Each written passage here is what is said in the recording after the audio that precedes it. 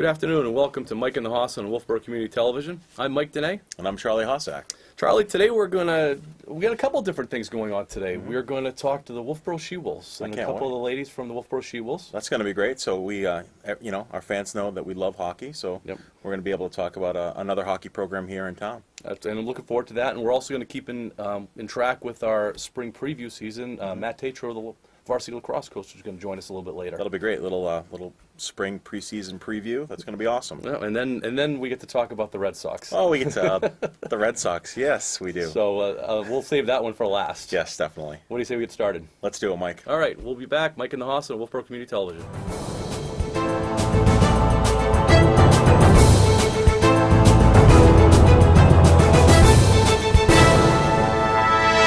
Welcome back to Mike and the Hoss on Wolfeboro Community Television. As promised, we are going to talk about the Wolfeboro She-Wolves. And today we have two of the members of the Wolfeboro She-Wolves, Marianne Murray and Valerie Murray. No relation, by the way. So welcome to the show, guys. Thank you very much. We're very excited. Charlie and I we spent a lot of time on hockey this winter. The Bruins, the Kingswood varsity program made a nice run this year. We have youth hockey. Charlie's daughter plays for the high school girls team. Yep. I have kids. So we are hockey people, and we were looking forward to it. And Timothy, our producer, came with the idea of talking with the She-Wolves. He says, absolutely, we want to talk about the girls' programs in town. So welcome. Can you tell us a little bit about the She-Wolves and the origin and how it came to be? I certainly can. I go back 21 years with the She-Wolves, the first season that they had. It was formed by Kathy Seaman and Colligan. Oh, I can't think of her first name. Terry is her husband. He coached us, and so did Bob Seaman. I want to say Courtney, but I'm not sure about that. No, Courtney's the daughter. Okay, it's his daughter. Courtney played with us. Diane Colligan. Now I knew I'd think of it. But anyway, it was 21 years ago. These two women, Diane and Kathy, decided that they loved watching their kids play hockey. So they said, that looks like a lot of fun. I think we should do that. Mm-hmm. And they got a group of women together, and they said, we'll just skate on Sunday mornings. We started at 5:30 and 6:30 in the morning. Wow, we had two different times. Wow. And we were there immediately, all dressed in our ski gloves, bicycle helmets, and skates. That was it. That was the first day. And after the first day, we were well on our way, and we loved it, so we were in practically full gear the next weekend. Oh, wow. And before we knew it, we had shirts. This is our second shirt, the second style of shirt that we have. We had shirts, we had a tournament formed, we had two teams, we had an A team and a B team, and it was just so much fun. And I love hockey season. I can't wait for it to come, and I hate to see it go. So how did you find the women to play hockey? They advertised in the Grand State News, and they advertised at the rink, and the women just came out. And at the time, 21 years ago, this was the fastest growing women's sport in the country. Wow. And it was just incredible. We had over 30 women, so we had two full teams of women playing. How do you become a She-Wolf? Yeah, and these days we really rely a lot on the newspaper or on Facebook and use the social media as much as possible to get the word out. Right. Josh Spalding is always putting in a good word for us, so that's very helpful. That is. And we are always looking for new people to come and join us. We actually had one of our new players this season, Tori. Yep. That ended up joining us late, and she was an excellent addition to helping us in our wins. Really? So great. she's like, well, let me join next season. I'm like, no, come now. we want you to come and play. Yeah. Getting back to the origin of it, Yeah. two things. I can't believe this is only your second jerseys that you guys have had. Yeah. Right. We turn jerseys over like we change underwear. Right. So Keep the tradition. Yes. But did you guys have a tournament the first year? Yes, we did. Wow, really? Absolutely. That's amazing Yes. to be able to put a program that quickly together and put in tournaments. Well, can I just go back to my other question? So I guess I have two questions. How do you become a She-Wolf? And then now that you guys have been around for so long, how do you fund the program? Well, you become a She-Wolf just by signing up. Okay. And we pay for the ice times. Sure. And then we do have our tournament at the end of the season, and we have raffle prizes that we raffle off, and it raises money for us. So a lot of Yeah, fundraising. you can find Right. us Yeah. on Facebook. Right. You know, we're under the She Wolves, and we, like I said, we try to get the word out Mm-hmm. before the season starts. And that's typically we're beginning in November. We start our season off, and we play on Friday nights, which is not the most popular night for people Right. to come, and Well. it makes it a little bit of challenge. But that's Sure. that's our ice time, and Yeah. Yeah. that's when we get out there and gives us women a break from the men. So.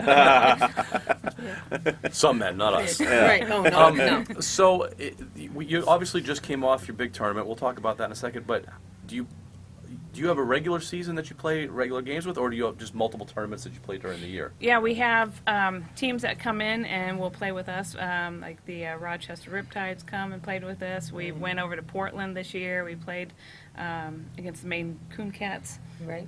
And every season ends up being a little bit different. Depends on who's available and what members that we can get to travel to go to Right. different places. And we've gone, you know, to Concord, Rochester, Nashua. We've played, you know, like over in Portland, and you know, every year it's a little bit different, and you know, Right. it just depends on how many players that we have coming in, and Sure. who's willing to go, and Right. what teams we can get to come and play with us too. What about the talk a little bit about the skill level of the players? Just in, I mean, do you have people that play like Division I college hockey to beginners? Or? Generally, we don't have that Right. high of a level. Okay. They're, That's right. they're somewhere else. Sure. But and that is a question that people are always say, like, well, I don't know how to play hockey. Well, I started playing hockey 11 years ago, and I was not a hockey player. Right. I didn't know how to play it. I watched it on TV. I didn't understand it, but I'm like, I'm gonna go and try something new. That's cool. And Yeah. so I've been playing for the last 11 seasons, and yeah, if you can even skate, I mean, just getting their skates on and getting out on the ice, then you can come and play hockey, and that's what we're all about, is Yeah. teaching Right. people and embracing them, and getting some new skills. And we are working on getting a new coach, hopefully, for this fall, too, because we've had people come in and be able to provide coaching for us, and otherwise, you know, the women are always there to help each other. Right. Nice, that's awesome. Yeah. Let's talk about the tournament that you guys just played and that you hosted and you won. It was Yeah. amazing. So Yes. now, let's set this up. Is this the first time you guys won this tournament?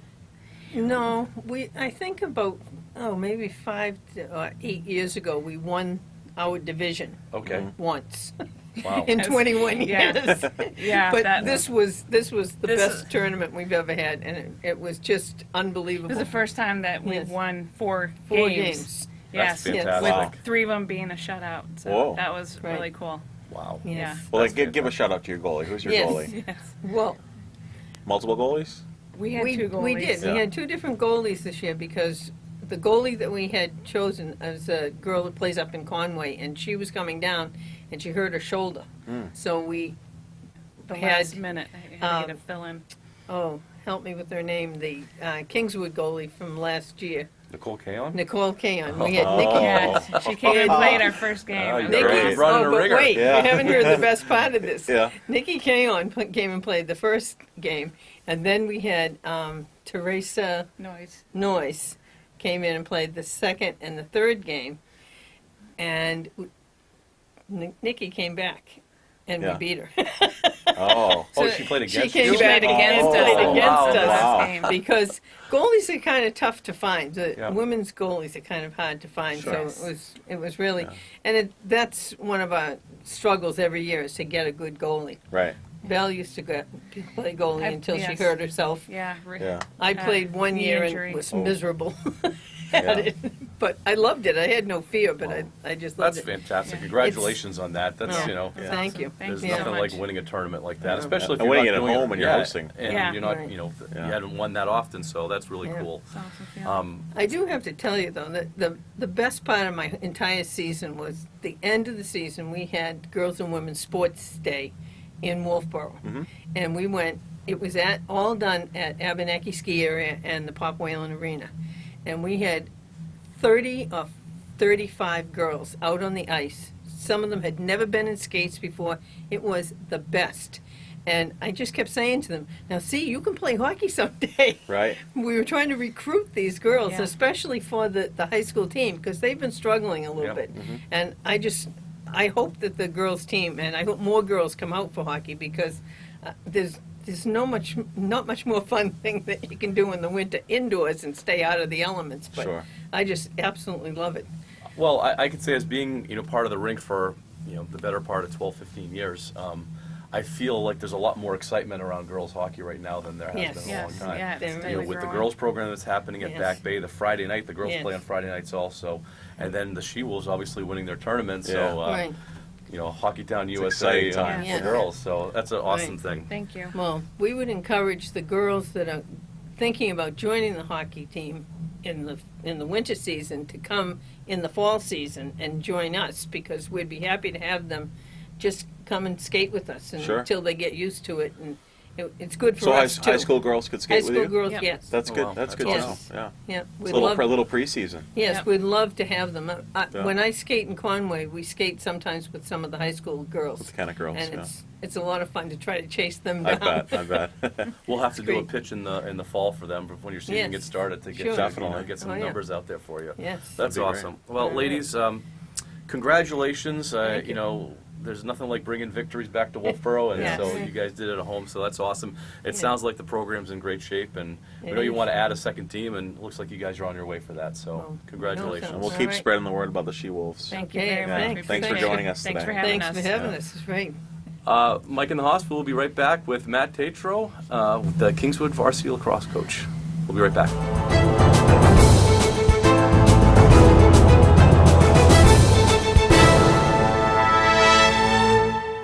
Welcome back to Mike and the Hoss. Charlie, as promised, we got Matt Tatro, the Kingswood varsity Yes. lacrosse coach.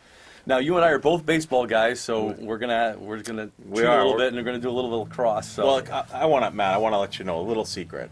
Before I became a baseball guy, there was a period in my life when I actually coached JV lacrosse at Right Brewster Academy. Right on. So yeah, but I still don't really understand the game. That's all right.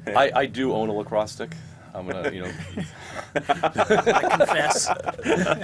that's just so you know. But my dad always kept. I've had it since I was like 11, and he always hit it because he was a baseball guy. So Yeah. whenever yeah. it came time for the spring season, couldn't find a lacrosse stick. Oh, here's your baseball. But I love lacrosse because there's contact. So, Okay. Yeah. All right, Matt. You've been running a good program over the past few years. You guys have been very competitive. Why don't you tell us about what you got going on this year and how things are looking? Sure. So we're definitely turning over a good group. This is my 5th year as the head varsity coach. So I just graduated my first, full class that I had for 4 years. We've improved our record each year, which has been great. We made the playoffs the last 3 years. This year we have a lot of young guys on the team. I am also returning probably 50% roughly of my scoring, which is a great sign. I have strong freshmen and junior class. And a couple of good solid seniors that are still here, but we're definitely a younger group than we usually are. So who's returning that? You mentioned you've getting 50% of your scoring back. Who are the leaders that you're counting on for the scoring this year? Sure. So Cam Mann is one of our two-way middies. He's a great scorer in transition, but he's such a solid defender that we run him both ways. Cole Emerson is another one who's going to play X for us this year, that center attack position. Just a killer player around the crease. His awareness, and he's very slippery.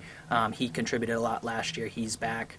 Nakona Williams, who missed a good chunk of last season, he's emerging as our main threat. And then we also have Dan Doherty, who's back. He plays a crease offensive midi position for us and scores a lot of those layup goals inside. I know one of the questions just being around the school is who's going to play goalie this year? Sure. So we have freshman Josh Paraskos, who's Okay. been playing goal for us, and we also converted one of our long stick defenders, Cormac Lennon, into a goalie, and he's doing really well as well. So it's kind of a toss-up at this point. Okay, that's Great. I don't Cormac's think- a senior, right? He is. Yep. Yep. So we want to, focus on developing Josh and Sure. also giving Cormac a good experience this year. And they're both pushing each other, but also supporting each other. So it's been really cool. I remember a few years ago, and I think it was your program, that you needed a goalie, and Alex McKenna came in as a senior. Yep. And I think he was a first-timer playing lacrosse, right, and jumped in goal for you. Yeah, so he played for us as a junior. He was a midfielder, and he started out as a midi for us as a senior. We lost our goalie and a couple other players to a prom, and we thought long and hard about who we were going to get to play in the net. And honestly, in lacrosse, it's just a mentality. Yeah. If you have the right mentality, you can be a great goalie. We knew he was a hockey goalie. Myself and Coach Manning both played goal, so we can develop goalies pretty quickly. That's kind of what we do best, honestly. And Alex's mentality, his team-first approach, and then obviously his aptitude and his ability to pick it up kind of jettisoned us where we started out 0-8, and then we made the playoffs and lost by a few goals in the quarters. Right.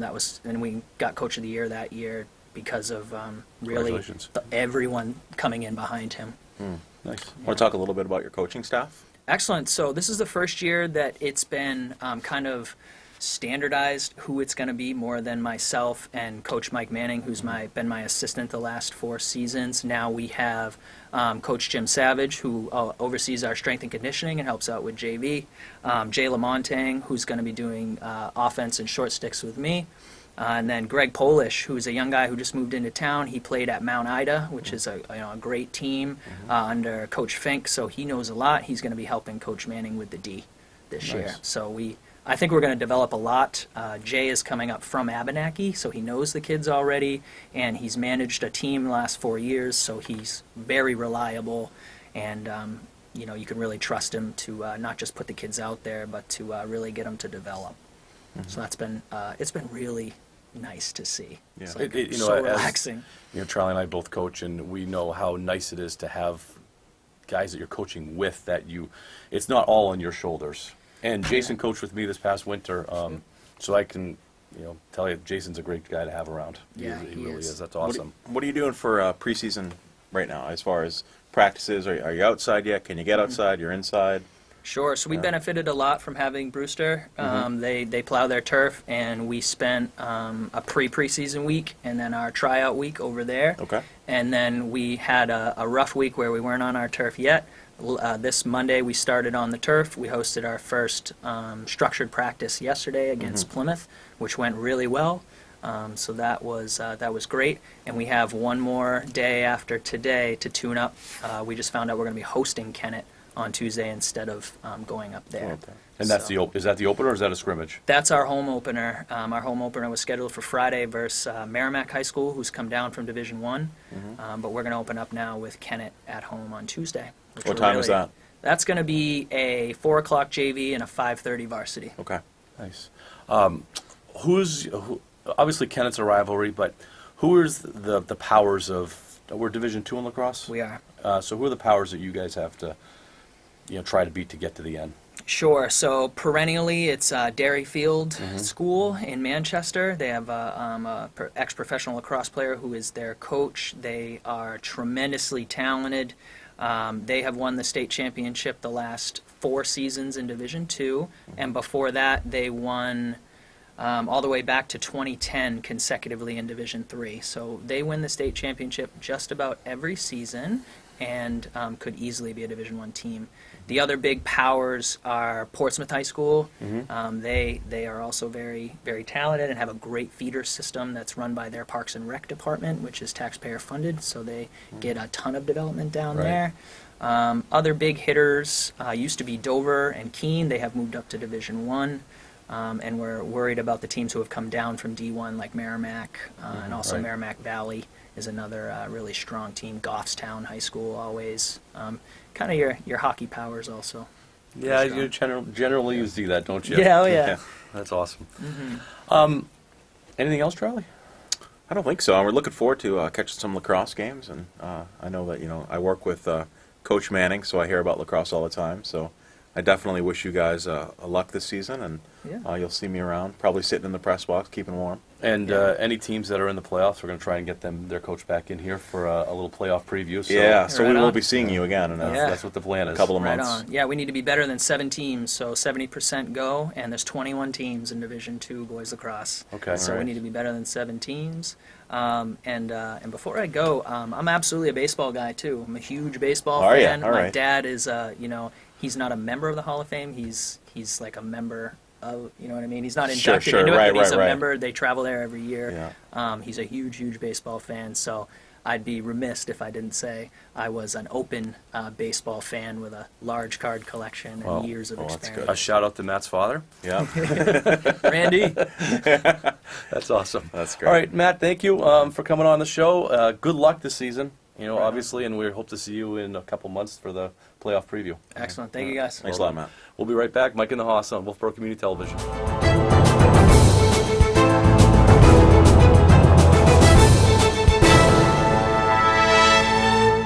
Welcome back to Mike and the Hoss on Wolfeboro Community Television. It's time to talk March Madness. It is. It's time to stop talking about March Madness.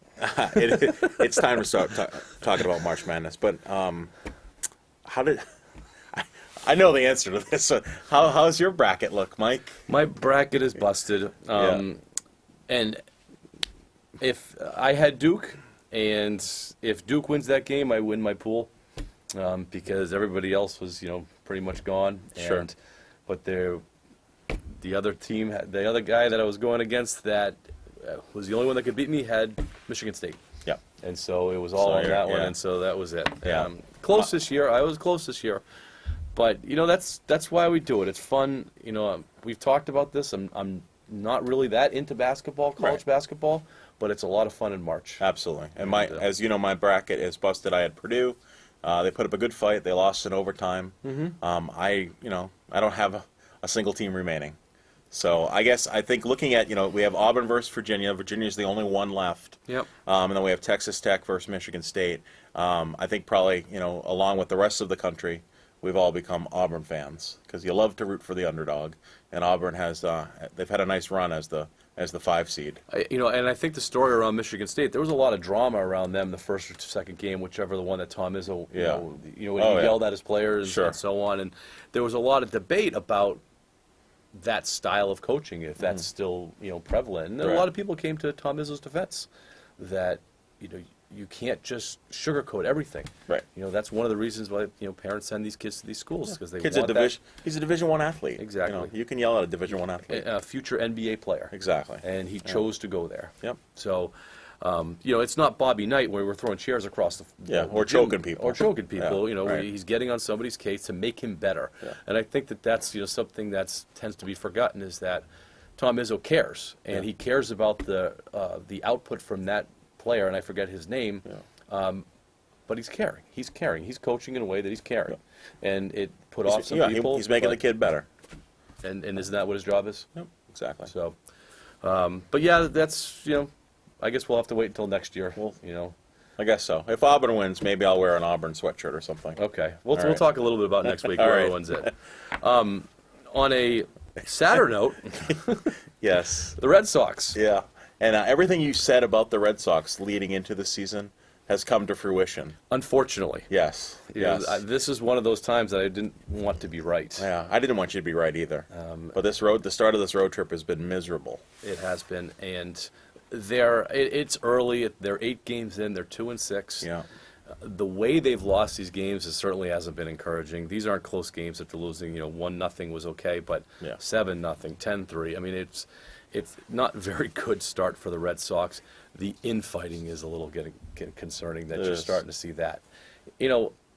Last year they didn't have any drama. Right. There wasn't any drama, and Cora was able to, anything he did worked.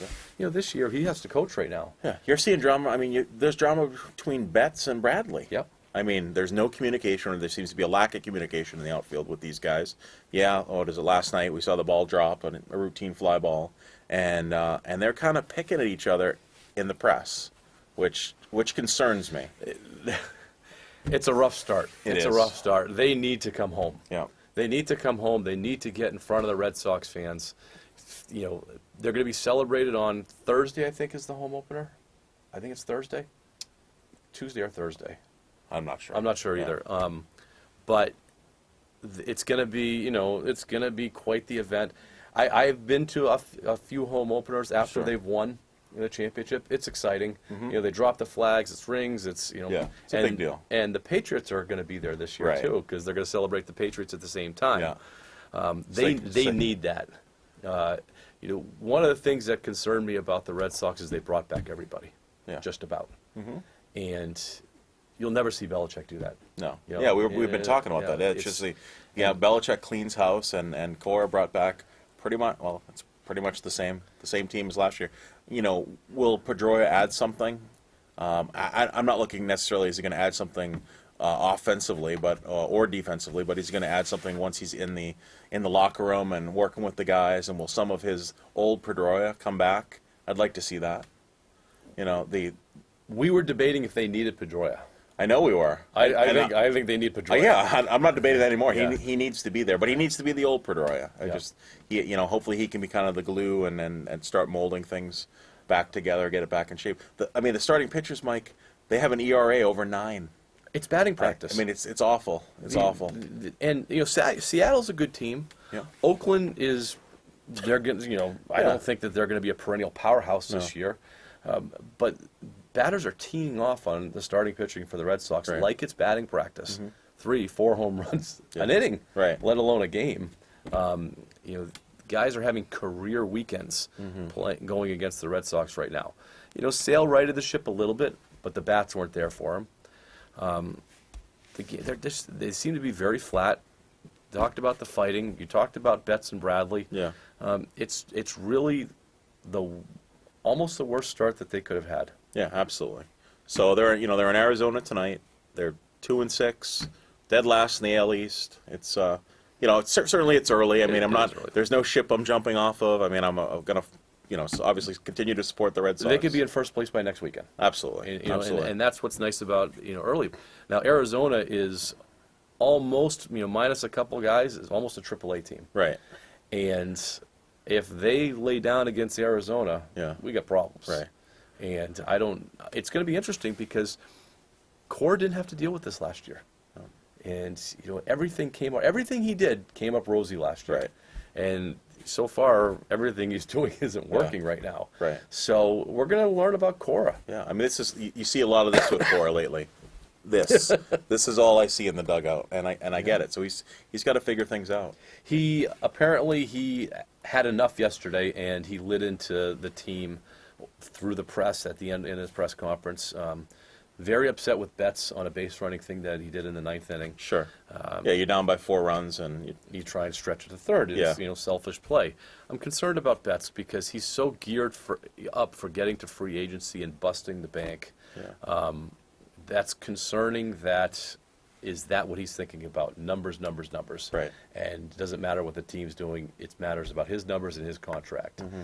If that's the case, is he a tradable commodity? Absolutely. Absolutely. Absolutely. Yeah, absolutely. Yeah. Speaking of, quickly, and I know we're running out of time here, but they signed Xander Bogaerts to They an did. extension. Yep. So he's going to be the shortstop of the future of the Red And Sox. a pretty team-friendly deal in this day and age. Yeah.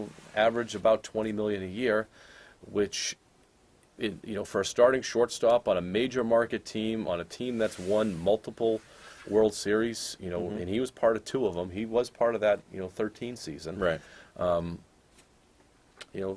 20 is reasonable. Yeah. Absolutely. And so, I think they're going to be looking at, 35, 40 for somebody like Betts. Yeah. So you look at what, Bogaerts gives you, that middle infielder and stability.